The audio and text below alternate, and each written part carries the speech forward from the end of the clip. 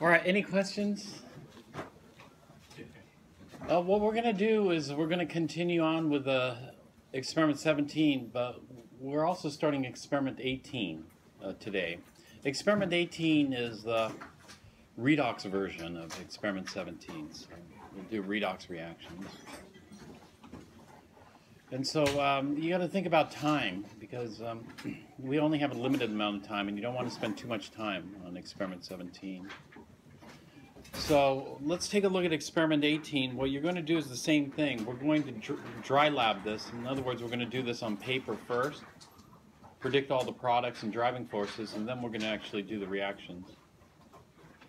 What I'd like you to do for experiment 18 is go in reverse order of the procedure. And so let's look at the very last reaction that you do in experiment 18, and we'll try to predict what should happen in a particular reaction.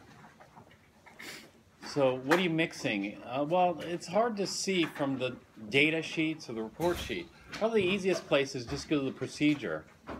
And so if you go to the procedure, what's the last step in the procedure?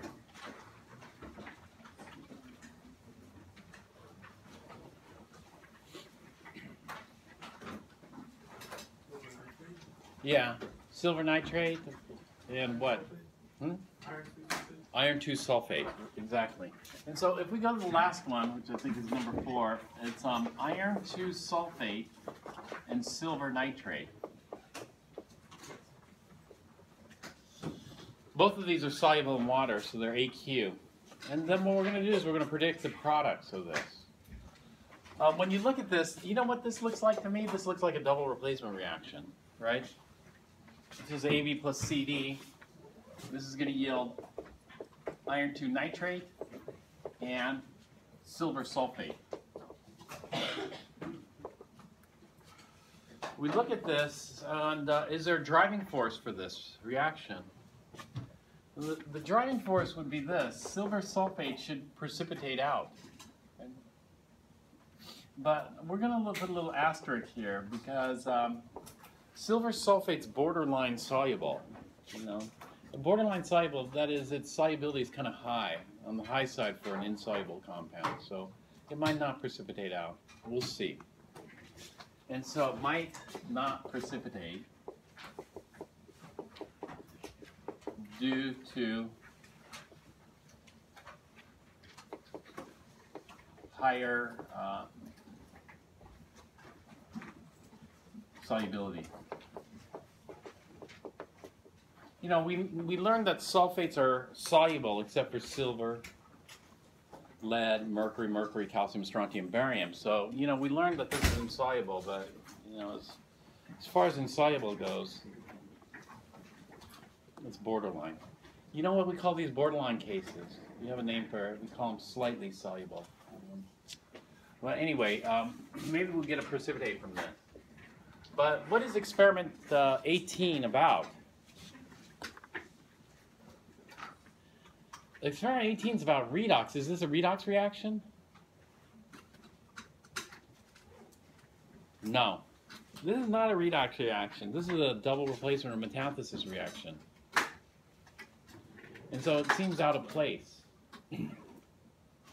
But like any combination of reactants, we have to look for the potential redox reaction that might occur here as well as acid-base. You know, the 3 types of reactions we look for. Look for metathesis, acid-base. You know, are either of these acids or bases? Not really. And then we go on to redox. And so it looks like a metathesis reaction does occur, but this experiment's about redox, so let's see, is there a redox reaction that occurs? And so we're going to use the chart method for all these problems in this chapter. It's not to say we aren't going to see more double replacement or metathesis or acid-base type reactions in this experiment. Well, it could be. But what was the chart method for redox? What's the first step for the chart method? Take inventory.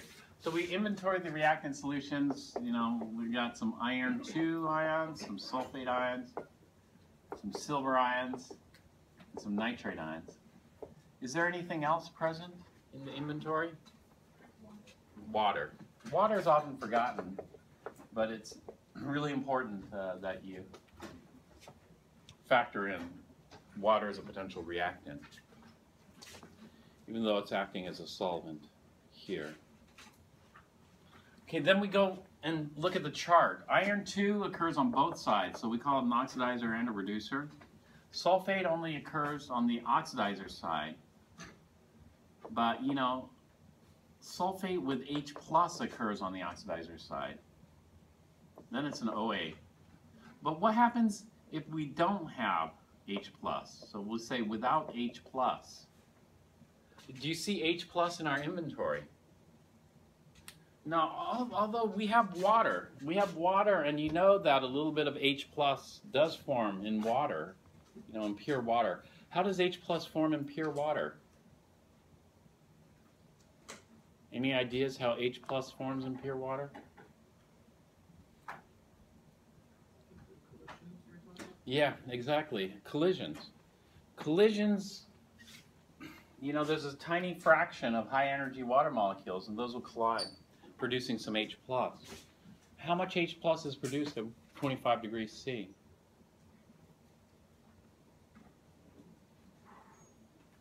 (1.0 times 10 to the minus 7 molar, pH 7, right? Is that very much H plus? 10 to the minus 7 molar? No. And that's not a significant quantity. What we need here, if sulfate acts as an oxidizer, we need a significant quantity of H plus, which we don't have. And so without H plus, in Chem 1B, we're going to get more detailed. You know, in Chem 1B, we'll see, you know, what its ranking or how its ranking changes due to lack of H plus. But for Chem 1A, we're just going to not consider it because there's no H plus.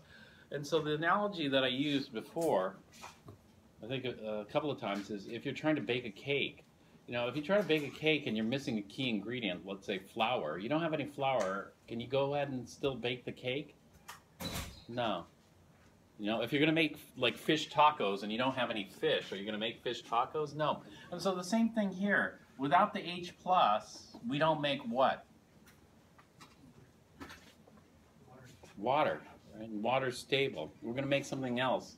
It's going to be less stable. So its ranking is going to change. And so we don't have this. It's missing. So, you know. Anyway, silver ions only occur on the oxidizing side. Nitrate. You know, this is with H plus. We call them OA. Without H plus, are we going to consider it? No, because we say, what's missing?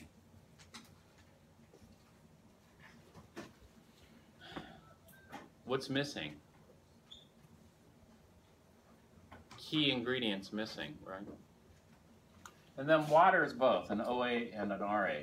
And so then we go through and we look, you know, what is the strongest oxidizer?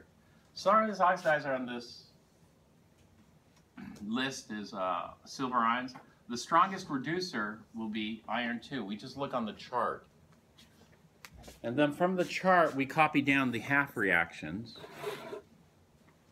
And so the half reaction for iron 2 is this. It's iron 2 plus goes to iron 3 plus plus an electron. And then the half reaction for silver ions is Ag plus plus an electron goes to Ag solid. Then we add the two half reactions together.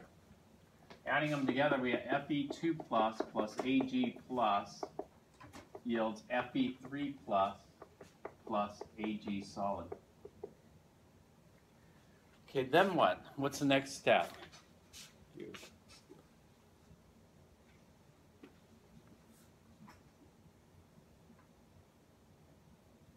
The next step is we look for driving force. Is there a driving force present? And so we know that iron 2 is Ra, silver ion is OA. Then going backwards, we see this is the OA, this is the Ra. OA, Ra. And then we look at the chart and we compare the strengths in the chart. And so we're going from a stronger reducing agent to weaker.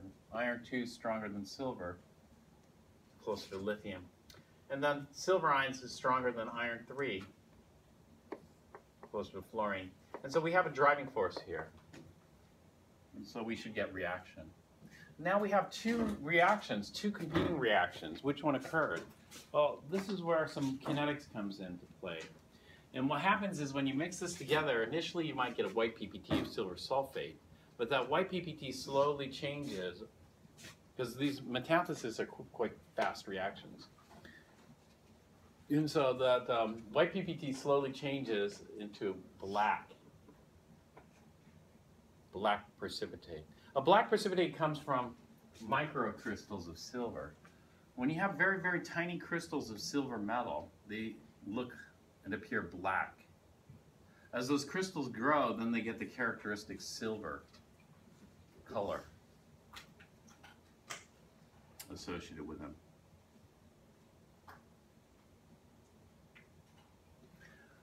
All right, so this is a couple of competing reactions, and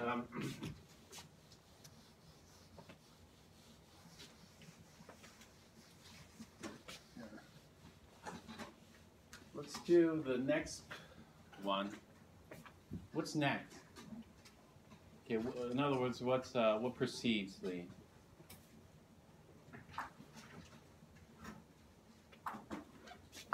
Iron 2 sulfate and silver nitrate. What do you mix before this one?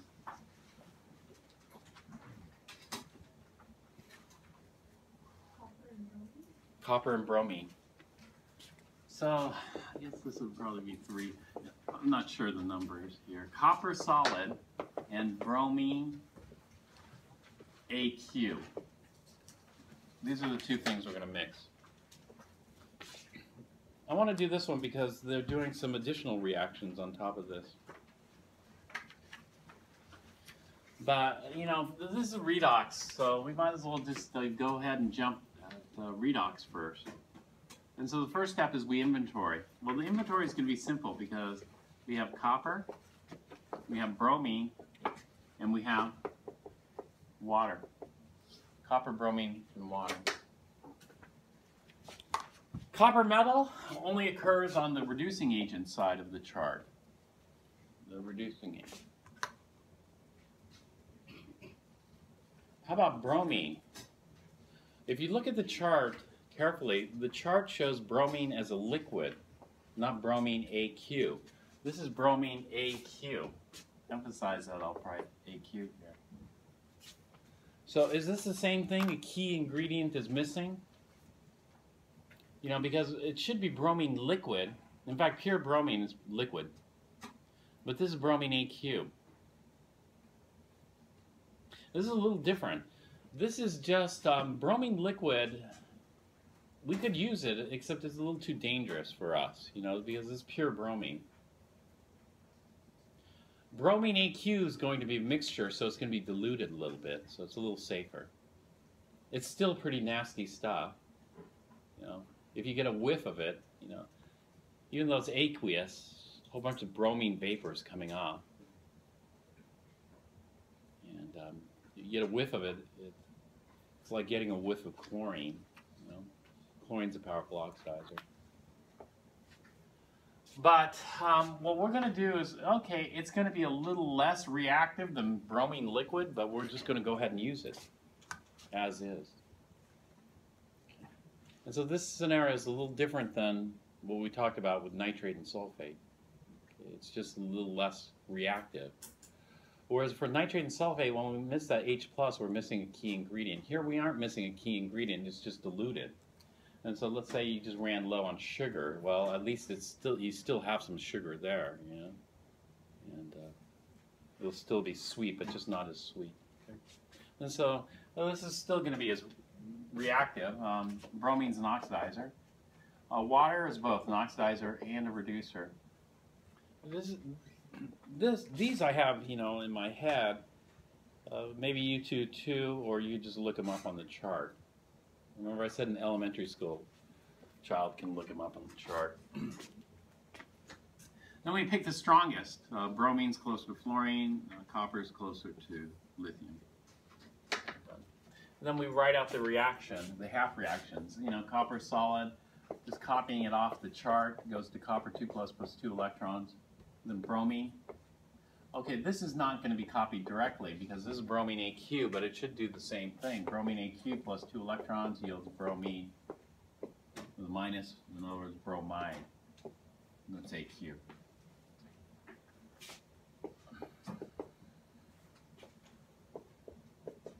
Then we add these up. So far, these have added up nicely because in the last one, 1 electron, 1 electron. Here, 2 electrons, 2 electrons. But sometimes they mismatch, so you have to be careful. But we have it easy here because they match. So copper solid plus bromine AQ yields copper 2 AQ plus 2 bromides. Is there a driving force? Let's see. RA, OA. Going in the reverse, this is the OA, this is the RA. So OA, RA. Then consult the chart. Which one's a stronger oxidizer? Well, bromine's a stronger oxidizer than copper. Which one's a stronger reducer? Copper is a stronger reducer than bromine. And so we do have a driving force here, stronger to weaker. All right, after we add the or react the copper and bromine, then what comes next?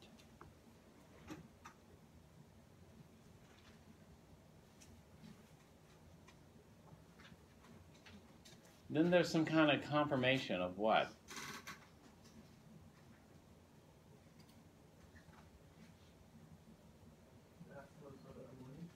Yeah.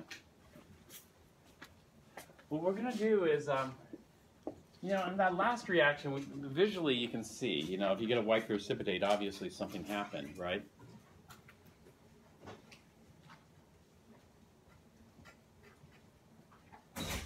This one, we're adding a lot of excess copper, so we might not see all the copper disappear. You know, bromine's going to be our limiting reagent. So sometimes it's difficult to see, or sometimes you just want to confirm things. And so here we're going to do some confirmatory reactions, or confirmation. We're going to do qualitative analysis. Have you heard of qualitative analysis? Probably, because you most likely did a qualitative analysis experiment where you look for certain species in solution. And so the first one is we're going to test for copper 2. The test for copper 2 is this. You know, we're going to form some copper 2 and some bromide in solution here. And what we're going to do is we're going to split it in half. So half this solution will test for copper 2. The other half of the solution we're going to test for bromide. Now, what is the test for copper 2? The test for copper 2 is this.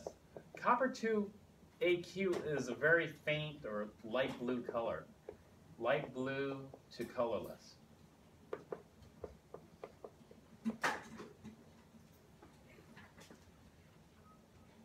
However, if we react copper 2 with 4 ammonias, we form this strange species here.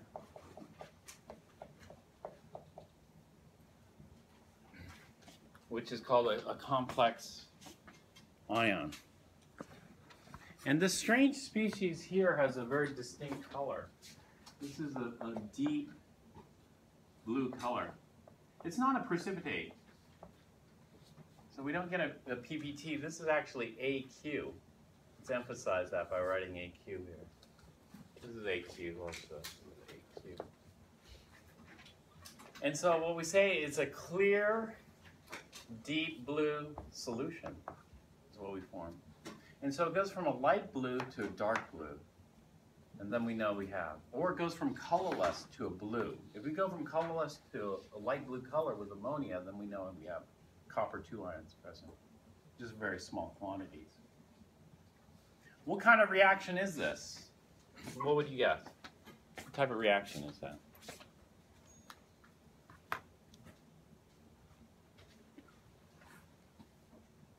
Just use process of elimination, maybe. redox? No, it turns out not redox. Metathesis? No. Acid base? It's not a Bronsted acid base. This turns out, yes, this is acid base. This is a Lewis acid base.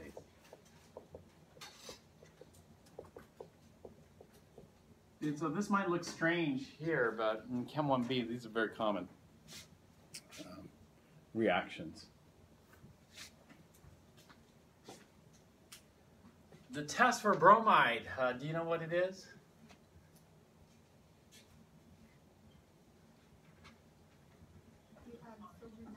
We're going to add silver nitrate.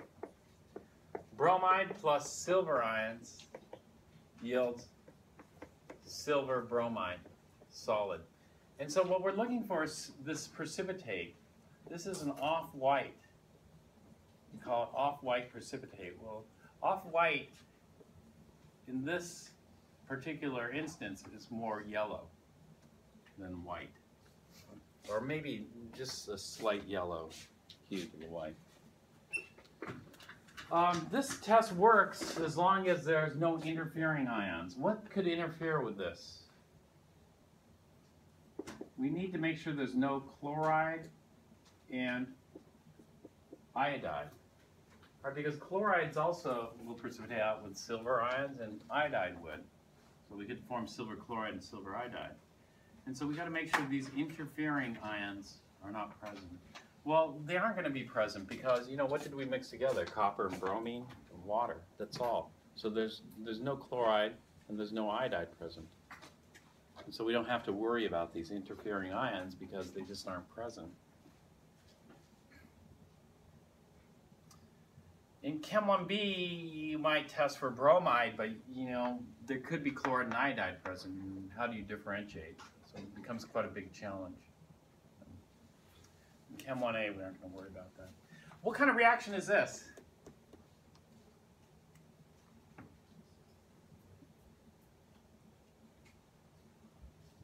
What type of reaction is it?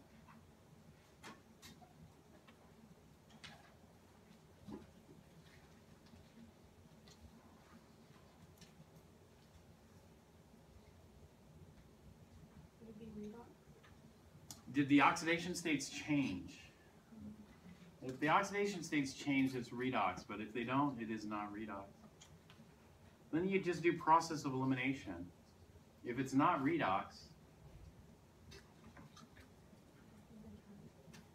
could it be metathesis? What's the definition of metathesis reactions? Somebody give me the definition of metathesis. Or, you know, what metathesis reactions are.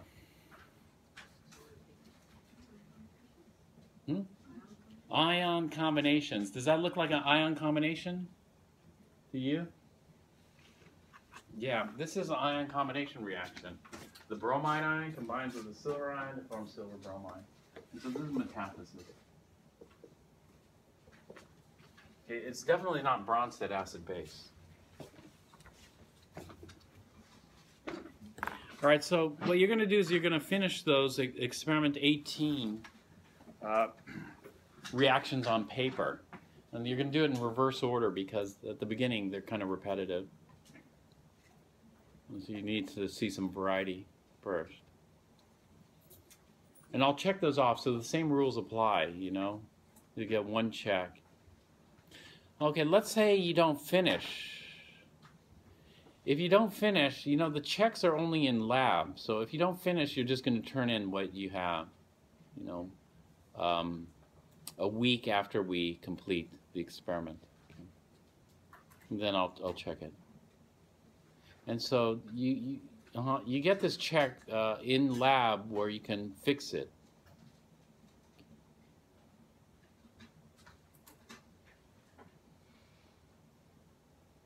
All right, any questions? You will be able to get it checked on Thursday? Yes. You'll be able to get it checked on Thursday. Including 17? Yes. But pretty soon I have to cut it because we got to do the demo. And you have to, actually, you're going to do experiment 18 reactions yourself. And that means we're going to have to cut the check time pretty soon, sometime during the next lab period. So you don't want to, it's good you get all 17 checked, but that means you don't get any of 18 checked, that kind of thing. And so try to make it, or at least start on 18 as well. All right. If you get them all checked off in lab, then you don't have to turn in any report. No.